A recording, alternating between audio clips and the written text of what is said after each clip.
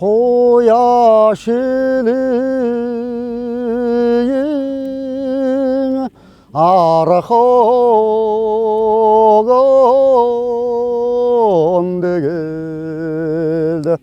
홀랑 하나 тэн хууя шил гэж дуу. За энэ дуу бол маш эртний дуу. Дээр үед миний жоохон байхад надыг миний ээж Жавын Сэвэлмаа гэж хүн миний өөр нялх байхад зааж өгч ийсэн. Манай ээж нь бас дуулдаг барьдаг байсан. Айхтар концерт дуулдаггүй ч гэсэн надад дуу муу их заадаг байсан. Тэгээ би одоо хүртэл мартаагүй. Одоо хүртэл энэ тэнд аялж явдیں۔ Ховор дуу. Энэ ерөөсөө би надаас өөр энэ хүн ингэж энийг дуулж байгааг би сонсч байгаагүй. Хууя шил гэдэг бол одоо зөвхөн ингээ одоо хойд нутаг руу байдаг л тийм юу юм уу гэж боддгийг би нэг хөвш ойл юм шиг байна.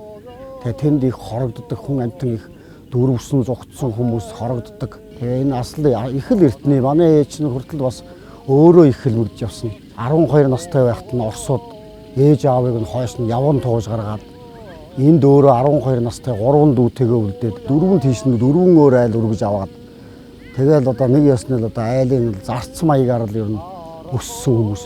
Одоо бүгдээрээ холбоотой хойно улаан үдэд хүртэл манай ах дүү нар ээжийн маань ах дүү нар байдаг. Одоо хүртэл байдаг. Тийм л их хэлмэгдэж маш их зовлон үзэж явсан улсууд л да. Амьдын хагцал гэдэг чинь маш хэцүү. Сүүлд далаа донд нэг хойшоо нэг урилгаар явдаг болж тэгж очиж ээжтэйгээ уулзж ах дүү нартайгаа уулзж исэн. 40 жил бараг амьдын хагцал үтсэн улсууд. Амьдын хагцал гэдэг бол маш хэцүү гэдэг л дээ. Тэгээд тэр тухайгаа ээж маань ярьж энэ дууг надад зааж өгч ийсэн. Энэ бол хэлмэгдлийн үеийн дуу л да. Хэлмэгдлийг л харуулсан дуу гэж л би ээжээсээ ойлгож авсан. Олёгома холонга арэгэ